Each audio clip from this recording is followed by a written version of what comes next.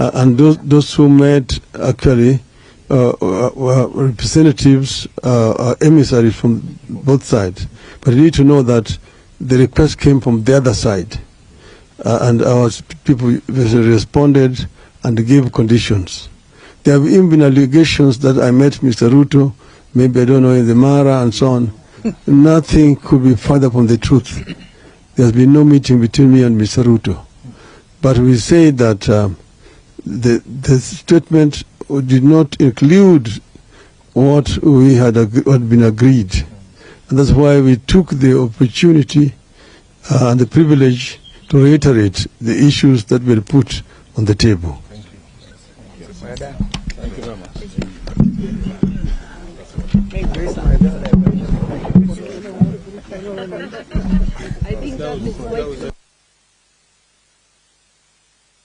Mentioned the issue of IEBC as sort of the main discussion. Right now, you're insisting that all the other issues that were part of the Azimio demands must be addressed. We have also seen the Kenya Kwanza parliamentary leadership talk about this particular process to even state that there will be no handshake, which again, your team has insisted.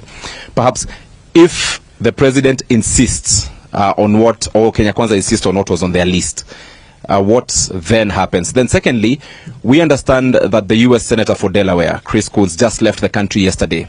Would you please confirm or deny that the U.S. and President Joe Biden was part of the discussions that may have happened between Azimio and Kenya Kwanza? Thank you. Let me first begin by the first question that you asked. We, of course, talked ourselves. Mr. Ruto made his statement. But I just want to say that that was not the basis of the understanding between the parties that were negotiating or talking between us. That statement fell far short of what had been agreed, and they know it. And that's why in our own statement, we reiterated firmly what was going to be the basis of our engagement with Kenya Kwanza. And what we have reiterated in this statement is not different. We have actually mentioned the same issues that we said we wanted to be addressed. Those are the issues which made us go to the streets. And we mentioned them clearly. One, auditing of the servers so that we can put this matter to rest. We understand that some people are trying to tamper with the servers.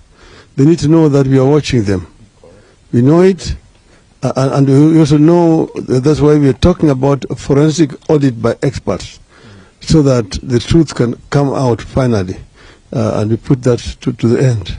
Secondly, we mentioned the issue of the cost of living of our people. And we know that our people are suffering. Somebody who does not know that does not live in Kenya. We know so many of our people who cannot put a bread on the table. And we said we will not rest until this matter is resolved. And we said that the government does not even need any committee on this issue. We have just talked about basic costs. We talked about unga. We talked about fuel, about electricity, the school fees, as very basic issues that the government can address without much problem. Secondly, I don't know where you got your information from, but Senator Coons left Nairobi, I think it was on Sunday last week, because I talked to him on Monday, and he had already arrived in Washington, D.C. Because he met the other side, and he also came and met with us. And we told